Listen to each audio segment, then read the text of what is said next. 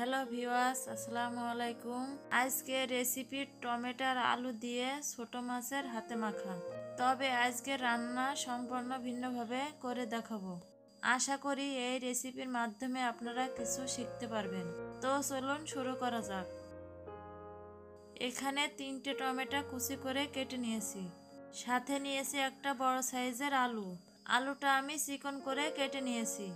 তার সাথে নিয়েছি 250 গ্রাম ছোট মাছ।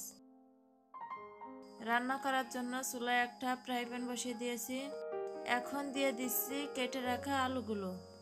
সাথে দিয়ে দিচ্ছি 3-4টা পেঁয়াজ কুচি। দিয়ে দিচ্ছি 1 চামচ কাঁচামরিচ বাটা, 1 চামচ জিরা বাটা, 1 চামচ সরিষা বাটা, দিয়ে দিচ্ছি স্বাদ মতন লবণ, সাথে দিচ্ছি 1/2 চামচ হলুদের গুঁড়া, দিয়ে দিলাম 2টা এলাচের ফল, আর দিতে হবে পরিমাণ মতন সয়াবিন তেল।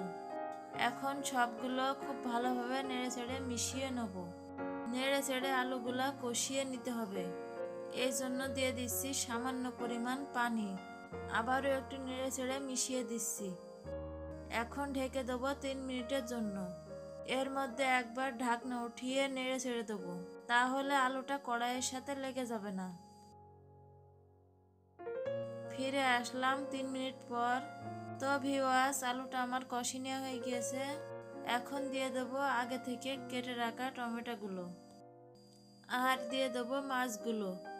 এখন সবগুলো আবারও ভালোভাবে নেড়ে ছেড়ে মিশিয়ে নেব। এই সময় চুলার আঁচটা লোতে রেখে টমেটো আর আলুর সাথে মাছটা ভালোভাবে মিশিয়ে নিতে হবে। এখন রান্না করার জন্য দিয়ে দেব 1/2 কাপ পানি। যেহেতু আমি ঝোল করব না, তাই পানির পরিমাণটা একটু কম দিয়েছি। যদি আপনারা ঝোল খেতে চান তাহলে পানির পরিমাণটা একটু বাড়িয়ে দেবেন। এখন আবারও একটু নেড়ে চেড়ে মিশিয়ে দেবো। এখন তরকারিটা রান্না করে নেব। এই জন্য ঢেকে দেবো আবারও 5 মিনিটের জন্য। এর ভেতরে ঢাকনা উঠিয়ে 2-1 বার নেড়ে ছেড়ে দেবো। তো ভিউয়ার্স, ফিরে আসলাম 5 মিনিট পর।